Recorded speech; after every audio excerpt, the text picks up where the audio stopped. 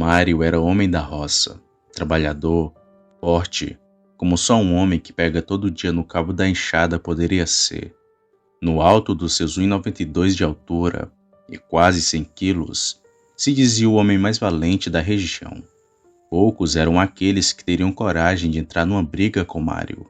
Contam que em uma noite de São João, após ter vencido dois em uma luta, sua mula de estimação empacou no caminho do sítio em que morava, e que o mesmo, já tomado por algumas várias doses de caninha de alambique, ainda de sangue quente da luta, foi carregando a mula até em casa. Isso é o que o povo conta. O que Mário tinha de convencido tinha de mulherengo. Já até falou que já foi para a cama com mais de 200 mulheres, e que era homem para uma noite inteira de ousadias. E acho que foi em uma dessas aventuras que ele quase se lascou. Domingão de sol, lá ia ele, short apertado, sem camisa, para bater seu babá. Era a atração das mulheres. Fazia um gol aqui, outro ali, atropelava outro cá, peitava outra acolá. Era o dono do jogo. E realmente quase sempre o time que ele jogava ganhava. E por isso ganhava sempre muita cerveja nas inúmeras apostas que fazia antes do jogo. E foi num derrame desses de cervejas que a trama começou a se desenrolar. Quando bebia Mário, que já era nada modesto, desandava a contar vantagens, o que para muitos era motivo de gozação, mas para alguns era motivo de inveja, afronta, e um desses era o senhor Azevedo, o seu Zefinho como queiram, o dono do único matadouro da cidade e criador de algumas cabeças de gado, homem rico, calado, de poucos ou nenhum amigo, magro, pálido que nem cera, parecia sempre estar doente, embora houvesse época que o mesmo demonstrava uma disposição que causava dúvida sobre o motivo do mesmo. Porém, após alguns dias a aparência de convalescença retornava. Vivia em sua propriedade, a maior da região, onde vivia isolado com sua segunda esposa, moça de 26 anos mais nova que ele, já que os filhos, todos já adultos, tinham se casado ou estavam na faculdade na cidade grande e não aceitavam tal relação. Seu Zefinho tinha uma bronca com Mário, por desconfiar que o mesmo andava se engraçando com sua esposa. E nesse dia, ele e Mário estavam no mesmo local, sendo que Mário já estava bêbado e começava a contar suas histórias. Quando chegou o assunto mulher, seu Zefinho se aproximou e prestou mais atenção ainda no amigo falastrão. Incomodado com tanta soberba, perguntou para o outro se ele não tinha medo dos maridos dessas mulheres todas, o que prontamente foi respondido. Não tenho medo de homem nenhum, ou de qualquer outra coisa que ande ou rasteje por esse mundo de meu Deus. Seu Zefinho ainda indagou que nem tudo que ande ou rasteje por esse mundo são coisas de Deus, que até os tementes a Deus podem se encontrar com bênçãos ou maldições do tinhoso. Mas o outro também tinha resposta para essa. Não existe bênção que se esvai, ou maldição que não seja quebrada. Ouvindo isso, seu Zefinho foi embora, tinido de ódio. Como alguém poderia não temer as maldições do demo, as injúrias que se escondem pela noite, a sina que aguarda cada um numa dobra de esquina? Ele já tinha sido assim, e hoje ele sabe que até aquele que se levanta todo domingo para assistir à missa e guarda a sexta-feira santa e quaresma, pode ser arrendado pelos descaminhos da besta. Antes de sair, Zefinho mandou que Mário tomasse cuidado com as altas horas e com a luz que guiaria seu caminho até em casa. Como Mário não era nenhum gênio, não entendeu o recado e deu pouco caso. Afinal, o que um nanico raquítico poderia fazer contra ele? Alguns amigos ainda o alertaram que poderia ser alguma ameaça, dor de corno, mas ele nem se importou e continuou a beber. Já eram 23 horas, quando a última garrafa foi devolvida ao balcão e a conta foi pedida. Mário nem precisou coçar o dedo, pois todas foram da aposta ganha. Despediu-se dos amigos e seguiu a caminho de casa com alguns amigos que iriam para a mesma direção. Aos poucos, cada um foi tomando rumo de casa, e ele, como era o que morava mais longe, ficou só. Nem lembrava do conselho, a ameaça de Zefinho. Já passava da meia-noite. A lua ia alta no céu, amarela e redonda, deixando o caminho que não havia iluminação elétrica muito bem iluminado. Seria uma caminhada de mais ou menos 1 hora e meia, até a chegada do sítio em que morava, coisa até apreciada, pois assim deixaria as cervejas pelo caminho em algumas paradas para dar o alívio na bexiga. Tudo foi normal, sem contratempo. Chegou em frente ao portão do pequeno sítio em que morava. Notou que os cachorros dos vizinhos estavam agitados e latindo muito. E foi quando chegou próximo de casa que notou alguém deitado, se debatendo em frente à sua porta. Parecia estar passando mal. Ao se aproximar, notou que era alguém conhecido, que era Zefinho. Porém, parecia maior, gemendo, grunhindo, como se tivesse sentindo muita dor. A maldade não veio de imediato, tanto que ele chamou o amigo para saber o que se passava. Zefinho, o que está acontecendo? O mesmo não respondia. Zefinho, o que foi, companheiro? O homem no chão olhou para Mário sem dizer nada e continuou se batendo no chão. E Mário poderia jurar que tinha visto 2 olhos amarelos quando o homem olhou para ele. Os grunhidos já pareciam urros, e um forte cheiro de esterco de cavalo começou a ser notado. Parecia que o homem estava se esfregando em esterco de cavalo. Nesse momento a ficha ainda não tinha caído, mas a raiva havia chegado, e Mário então esbravejou. Zefinho, levanta daí, sujou minha porta toda de esterco, tá doidando o homem? Foi aí que o esquisito aconteceu. O homem levantou grunhindo, feito capeta, e olhou para Mário de um jeito que fez o valentão gelar. Era Zefinho, e ao mesmo tempo não era, pois Zefinho tinha no máximo 1,60 de altura, e o bichão que ficou de pé em frente ao Mário era maior do que ele. Roupa rasgada, cara esticada, baba na boca, era o retrato do demônio. O bicho olhou para ele e desabalou a correr, quebrando cerca. Na passagem deu um tapaço na pobre mula de estimação, que quebrou o pescoço da bichinha. Na porta do sítio estava lá o Mário, com seus 1,92 de altura e quase 100 quilos, todo urinado de medo. No mesmo dia, pela manhã, o matadouro da cidade foi fechado e o maior sítio da região foi à venda. Seu proprietário nunca mais foi visto. Uns dizem que foi por vergonha, já que a mulher foi uma das muitas que Mário traçou, mas 2 pessoas sabiam o porquê.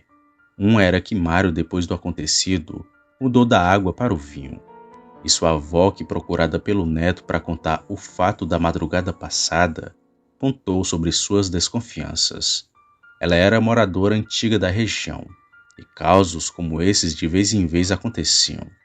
Ela disse que ele sem querer tinha desencantado um lobisomem, que quando você chama o nome do desinfeliz 3 vezes, quebra o encanto, e que por vergonha daquele que o desencantou, quase sempre a pessoa que sofre da sina foge da região, que por ser praticamente vizinha do sítio de Zefinho, lembra que uma vez, ele, Zefinho, ao sair de casa à noite para caçar jaguatirica, foi atacado por um bicho que ele dizia ser maior que um urso. Ela mesma foi chamada para rezar no homem, que já se fazia moribundo, que dormiu nos braços da morte, e no outro dia já estava forte como um garrote, que sempre em dia de lua cheia o rosto corava. A vigorosidade se apresentava, mas, quando a lua minguava, ele minguava junto. A velha também percebeu que sua esposa em certas épocas, sempre na lua cheia viajava, retornando só em outra lua. Animais da região sumiam e que com o tempo paravam de sumir. Porém, às vezes ouvia os berros de bois e vacas da criação de Zefinho durante a noite. Parecia até que ele tinha 2 criações, uma para comercializar e outra para consumo próprio, mas que nunca imaginou que seria esse tipo de consumo, e que na noite do acontecido o neto tinha dado muita sorte, pois como era dia santo, estava acontecendo uma procissão que em primeiro lugar foi na casa do infeliz, que recebeu o povo muito mal, como se tivesse incomodado. A procissão depois se dirigiu até a casa do caseiro, ficando lá até às 11 horas. Sendo assim, o bicho não conseguiu se transformar, pois as orações, rezas e a imagem de Nossa Senhora seguraram a mandinga do lobisomem, Se não fosse isso, o bicho já transformado é que estaria esperando por ele. Zefinho nunca mais apareceu. Mário passou a ser homem sério e ainda mais trabalhador do que já era. Não perdia uma procissão em dias santos. E até hoje, antes de abrir o portão do sítio, repara bem se nada tem de errado e ora para a proteção da sua casa, porque vai lá saber, até mesmo aquele que teme a Deus, vai às missas e respeita as novenas, pode ser visitado pelas enconjuras do diabo. Boa noite.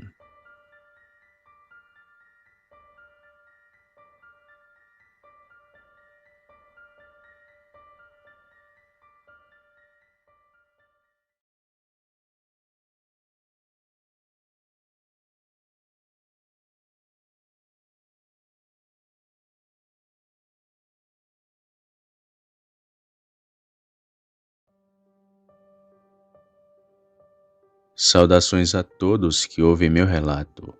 Me chamem de Bené, pois não quero revelar a minha identidade, mas sou morador de um pequeno interior do Rio Grande do Norte. E o que estou prestes a contar foi o meu falecido pai que me contou. Sebastião, o nome dele. Homem honesto, trabalhador e muito temente a Deus. Ele ia para a missa toda semana, principalmente quando era época de quaresma. E só ia quando tinha o que dar na oferta. Se não tivesse, ele preferia ficar em casa. Mas era raro ver meu pai perder uma missa. Por outro lado, ele tinha um amigo chamado Zé, mais conhecido pelo seu apelido, Zé dos Poços, pois o mesmo trabalhava cavando poços em sítios e chácaras da região, já que naquele tempo não tinha essa de água encanada, e muito menos energia elétrica. O Zé era muito amigo do meu pai, mas era o inverso dele. Todo dia o homem tinha que beber a sua pinga, xingava a Deus e a todos que via na sua frente. Um sujeito que não temia os castigos do divino. Porém, isso estava perto de mudar. Como disse lá no começo, meu pai era um homem muito religioso, principalmente quando chegava a época santa, a quaresma. E segundo meu pai, ele foi muito tentado em sua vida, não só por mulheres, mas também por amigos, que queriam lhe desvirtuar dos caminhos de Deus. Mas o meu pai sempre continuou firme na palavra do Senhor, porém sofreu muito escolhendo esse caminho. Meu pai conta que certa vez vinha da missa. Já passava das 9 horas da noite. Nesse tempo ele não era casado com minha mãe, mas já andava cantando ela. Bom, meu pai vinha sozinho da missa, por uma estradinha de chão que tinha para ir à sua casa. Foi quando ele começou a ouvir uns passos que vinham bem atrás dele. O meu pai se virava e olhava, mas não via quem o perseguia. Ele até jogou uma pedra, mas parecia que apenas os passos estavam ali. E realmente era isso, pois mesmo depois de ter chegado em casa, aqueles passos continuaram. Ora era do lado de fora e ora do lado de dentro. Um tormento que durou a noite inteira, mas que fez muito medo meu pai. Ele até deixou de ir para a missa por um tempo, com medo daquilo lhe seguir. Porém, como ele era um homem de Deus, logo estava de volta à sua rotina normal. Os passos estranhos sempre seguiram meu pai, mas seguindo o conselho de um padre, meu pai sempre rezava um Pai Nosso, para seja lá o que fosse aquilo, e até que enfim, tudo se normalizou. Outra vez foi quando meu pai já estava casado. Como a minha mãe estava grávida do meu irmão, ele trabalhava o dia inteiro cortando lenha, para ter mais dinheiro e cuidar melhor do filho. Porém, não foi nada fácil, já que na mata coisas estranhas também aconteciam. Um dia ele estava descansando o almoço debaixo de um cajueiro, quando lá de cima caiu um caju que estava bem maduro. Ele pegou aquele caju, mas não achou estranho, até porque era normal cair o fruto do pé. Mas logo depois outro caju caiu em cima dele, e diferente do primeiro, esse era verde.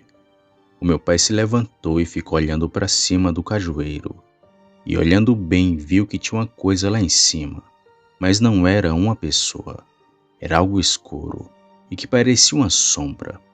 Aquilo em forma de ventania pulou da árvore e passou pelo meu pai, e formou um vento forte que espalhou toda a madeira que ele tinha cortado. Meu pai disse que era o saci, mas que aquilo poderia também ser outra coisa. Porém, isso que contei do meu pai nem chega aos pés do que seu amigo Zé viu. Uma criatura que meu pai confirmou existir de verdade. O meu pai ficava muito intrigado com o caso do seu amigo, que bebia pinga todo dia, e o tempo todo estava perambulando por aí, e nunca tinha visto nada desse tipo. Até desconfiou que o homem era pactuado com o Tinhoso, mas não era nada disso.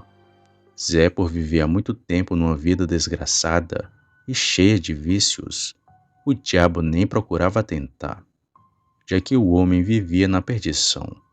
Por isso nunca via nada de estranho por aí. Mas o meu pai disse que ele se encontrou sim com uma coisa estranha, e que ele reconheceu como castigo divino, pelas coisas que o Zé fazia. Estava em plena quaresma. Para ser mais exato, era a sexta-feira da Paixão, a sexta-feira santa. O meu pai, como de costume, estava se aprontando para ir à missa. Porém, o Zé, como sempre estava desvirtuado e querendo desvirtuar meu pai, apareceu na sua casa e fez a seguinte proposta: Tião, vamos cavar um poço ali nas terras de Dona Laurinda? Já tô com dinheiro na mão. É só confirmar que a gente vai agora cavar esse poço. Meu pai, munido de muita fé em Deus, disse que não ia. Mas o homem insistiu. Falou que aquilo era perda de tempo e que ele não ganharia nada, seguindo os ensinamentos de Cristo. Mas claro que meu pai não deu ouvidos. O Zé, com muito ódio, disse assim antes de ir embora: Eu vou sozinho então, e o diabo vai comigo.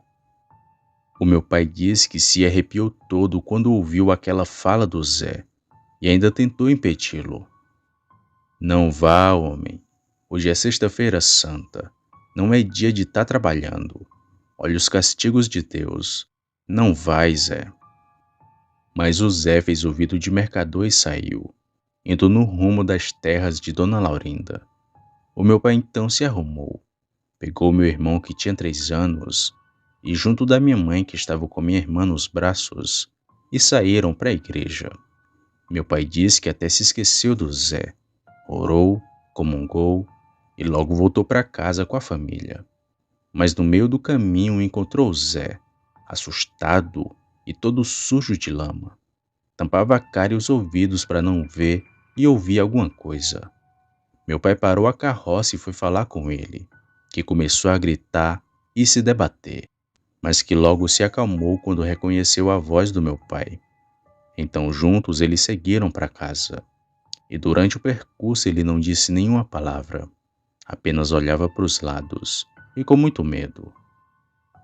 Assim que chegaram em casa, meu pai foi logo perguntando do porquê que ele estava desorientado daquele jeito. E o Zé disse apenas 3 palavras: Eu vi o diabo. Que conversa feia, homem. Conta isso direito.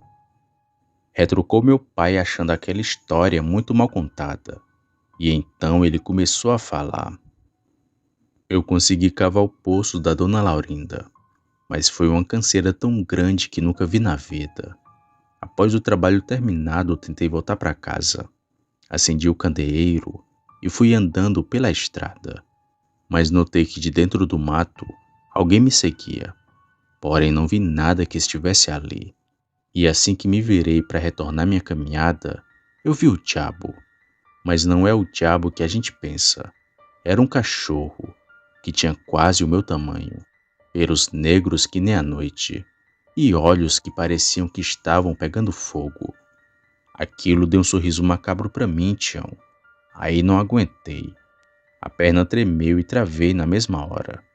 Tentava correr, mas não dava. Aquilo veio andando e passou do meu lado. E ouvi uma voz falar assim: Hoje não. Foi aí que pude me mexer. E nem esperei mais nada. Desabei no meio do mato feito doido. O bicho de alguma forma não me seguiu. e ficou lá na estrada esperando alguém passar. Aquilo era o diabo, Tião. Essas foram mais ou menos as palavras de Zé, que tremia de medo enquanto falava daquilo para o meu pai, que acreditou em tudo o que ele disse, pois o Zé podia ser tudo, mas mentiroso ele não era. Depois de tudo, meu pai o acompanhou até em casa, que ficava bem perto dali. Então ele voltou, mas não viu nada. Após aquele dia, o Zé mudou de vida. Primeiro que ninguém mais viu o homem nos barzinhos da região, bebendo pinga e falando aquelas coisas. Ele agora vivia na igreja e nunca mais botou uma gota de álcool na boca. Mas um ponto-chave para tudo que ele disse ter sido verdade. Eu não sei te dizer em que ano isso aconteceu, mas creio que tenha sido entre as décadas de 60 e 70, já que nasci na década seguinte, e eu cresci ouvindo a história do Zé dos Poços, o homem que viu o cão da Quaresma.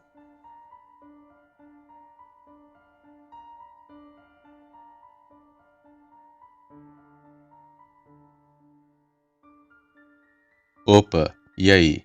Se você chegou até aqui, significa que gostou do vídeo, ou que me aturou por longos minutos. Mas se tiver gostado, lhe convido a se inscrever no canal. Basta apertar no botão vermelho abaixo, esse que aparece na tela. Ative também o sino das notificações. Fazendo isso, você sempre será avisado quando sair vídeo novo, já que postamos diariamente.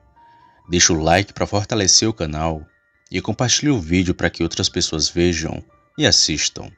Fazendo isso, vocês não só estarão ajudando o canal, mas também a mim. E se fez isso, muito obrigado. Me despeço de todos e vou ficando por aqui. Fiquem com Deus e até a próxima.